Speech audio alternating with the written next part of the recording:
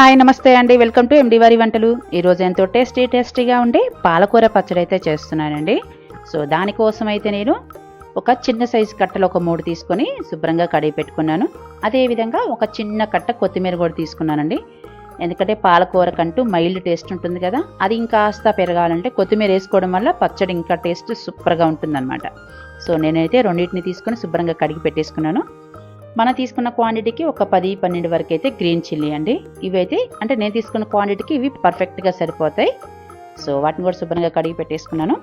So వీటిని అయితే మనం వేయించుకోవాలి కదా, దానికోసం ఒక బాండి తీసుకొని ఇందులో ఒక 2 టేబుల్ స్పూన్ల వరకు అయితే ఆయిల్ అయితే యాడ్ చేసుకోవాలి. మనం తీసుకున్న క్వాంటిటీకి ఈ ఆయిల్ అయితే సరిపోతుందండి. మళ్ళీ తర్వాతకి పోపు కూడా పెట్టుకుంటాం కదా, అంటే తాలింపు పెట్టుకుంటాం కదా.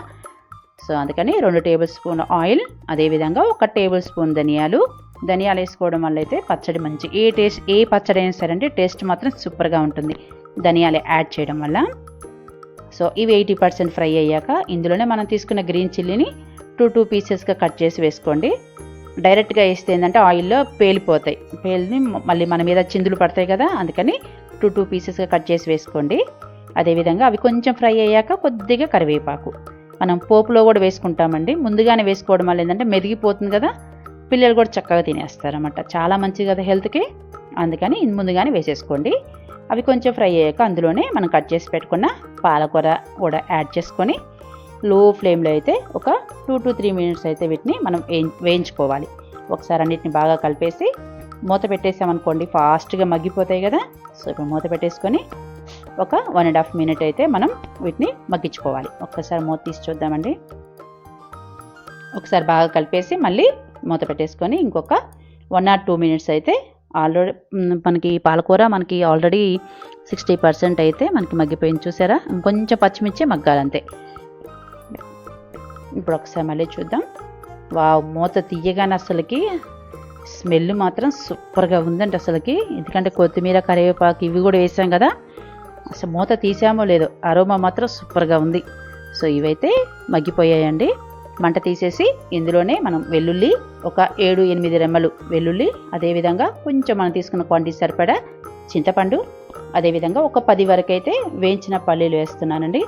ఇవి వేయడం వల్ల కూడా టేస్ట్ ఇంకా పెరిగిపోతుంది, అంటే బాగుంటుందన్నమాట. అదేవిధంగా కొంచెం పసుపు, మన రుచికి సరిపడిన సాల్ట్, ఇవన్నీ వేశాక కొంచెం చల్లారాక మనమైతే మిక్సీ పట్టేసుకోవాలి.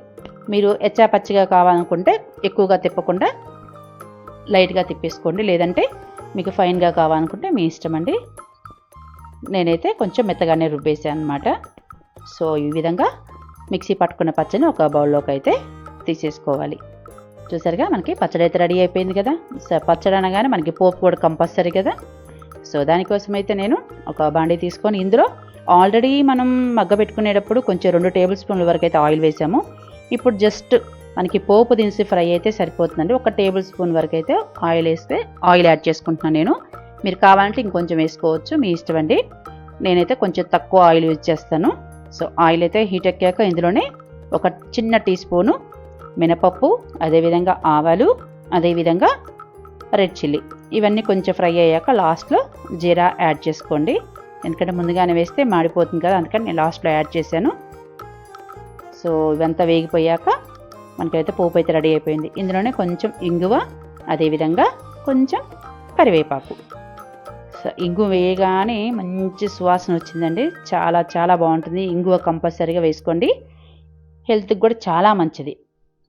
సో మన పోపు అయితే రెడీ అయిపోయింది. ఇప్పుడు పచ్చళ్ళు అయితే వేసేసుకుందాము. అసలు పోపు వెయ్యగానే పచ్చళ్ళలోంచి సువాసన ఎంత బాగా వచ్చింది, అసలుకి ఎంత టెంప్టింగ్గా ఉందో తెలుసు. అసలుకి ఎప్పుడెప్పుడు తినేయాలా అనిపించింది. సూపర్గా ఉందండి.